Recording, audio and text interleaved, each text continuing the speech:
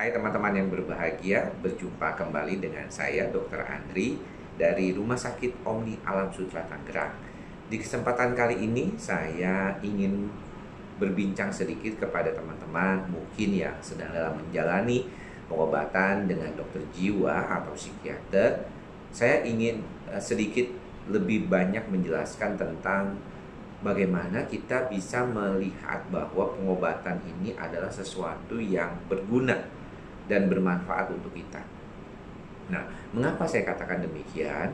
Karena banyak sekali pasien yang merasa semakin stres saat sedang menjalani pengobatan psikiater. Disebabkan apa? Karena dirinya belum bisa menerima secara apa adanya bahwa dia membutuhkan pengobatan dengan obat. Tidak heran kalau saya beberapa kali bertemu dengan pasien itu, ketika si pasien itu diminta untuk kontrol kembali, biasanya si pasiennya baru kontrol setelah 1,5 bulan atau 2 bulan.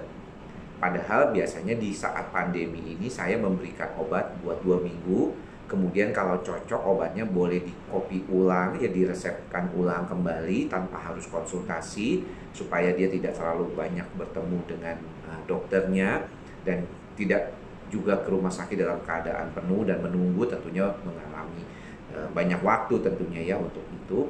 Nah, tetapi kadang-kadang walaupun sudah dipermudah seperti itu, mereka tidak melanjutkan pengobatan setelah obatnya habis dan harusnya segera kontrol ke dokter. Mereka biasanya menunggu sampai 2-3 minggu, kadang-kadang memang sengaja mereka lepaskan karena merasa bahwa orang tua, keluarga, atau tetangga, teman bilang bahwa obat-obatan psikiatri ini bisa bikin masalah gitu ya. Jadi dia nggak mau nih diterusin obatnya. Dan akhirnya baru datang ke dokter kembali ketika gejalanya kambuh. Nah, saya sudah jelaskan ya sebenarnya kalau si pasien itu sudah disarankan untuk mendapatkan pengobatan dari dokter, sebaiknya memang diminum obatnya tuh sesuai aturan. Contoh ya, kalau untuk kasus gangguan cemas minimal 3 bulan. Itu untuk kasus-kasus yang ringan, 3 bulan itu biasanya si pasien sudah baik, ya sudah oke. Dengan catatan bahwa dia juga membantu dirinya untuk menyadari situasi yang terkait dengan pengobatannya dan mau nanti ke depannya menjadi lebih baik lagi dengan teknik-teknik yang sudah diajarkan oleh dokternya. Baik cara mengubah pola pikir, pola perilaku ya. Termasuk juga kalau saya suka sarankan kepada teman-teman untuk belajar untuk lebih ikhlas apa adanya dan bersyukur. Itu hal-hal yang bisa membantu teman-teman melewati masalah-masalah kecemasan di dalam kehidupan ini.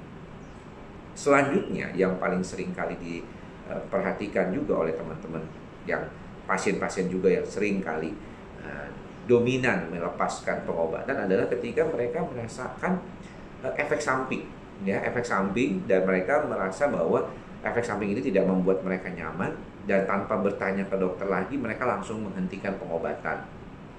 Ada juga yang salah pilih obatnya. Jadi dia pilih-pilih itu obat mana yang merasa enak gitu, yang ternyata kebanyakan memang anti cemas, anti depresannya nggak dimakan.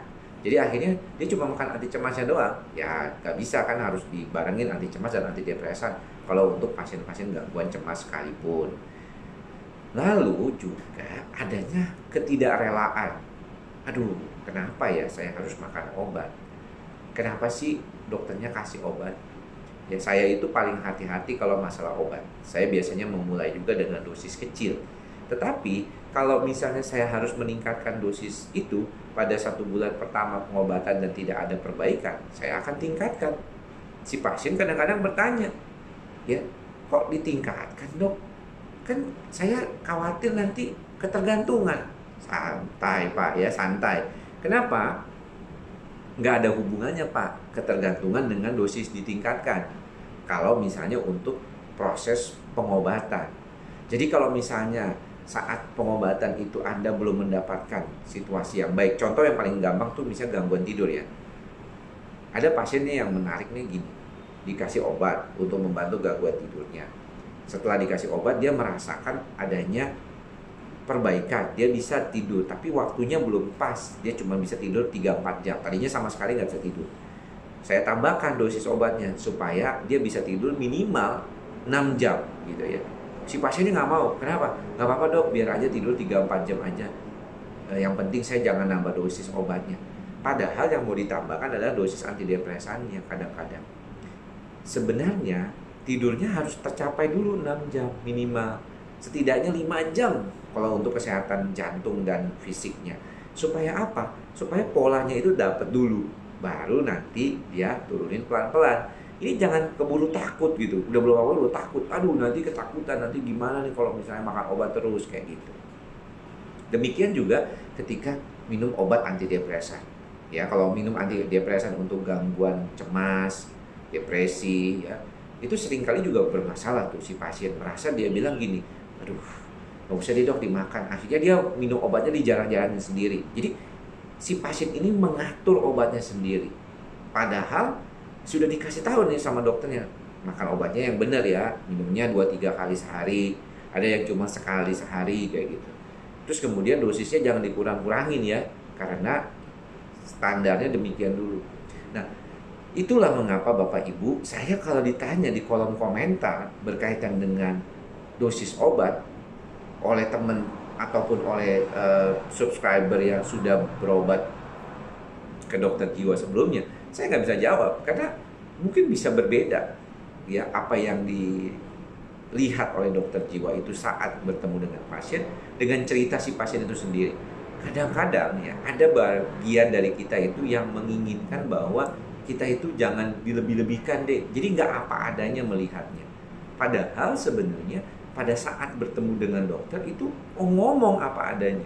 Saya kadang-kadang tuh udah wawancara, setelah selesai mau wawancara, dia baru bilang, saya ini habis ke dokter lain loh dok sebenarnya, sudah dikasih obat. Lah tadi waktu ditanya udah pernah ke dokter atau belum? Belum katanya.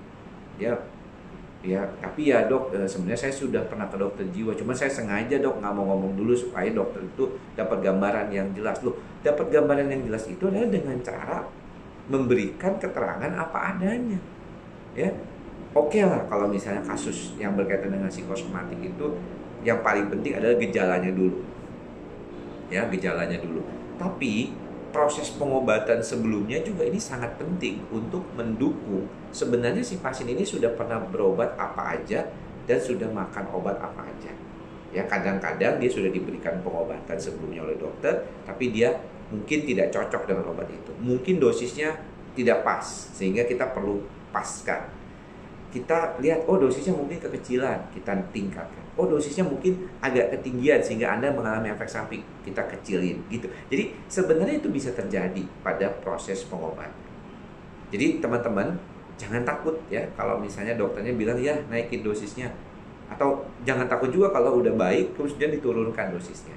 Pokoknya yang penting bagi kepentingan Bapak Ibu sendiri, turutilah apa yang dikatakan oleh dokter tersebut ya. Kalau Bapak merasa tidak puas, bisa cari second opinion, tapi datanglah sebaiknya. Jangan bertanya di komentar atau di media sosial dokter tersebut. Karena sekarang ini banyak sekali ya teman-teman dari berbagai macam dokter jiwa yang sudah punya YouTube, punya Instagram juga ya. Mereka juga memberikan banyak informasi terkait dengan kondisi pasien. Silakan datang ke tempat mereka ya, di mana terdekat dokter. Silakan Anda datangi kalau Anda membutuhkan bantuan. Oke, sampai bertemu lagi di lain kesempatan ya. Salam sehat jiwa. Bye-bye.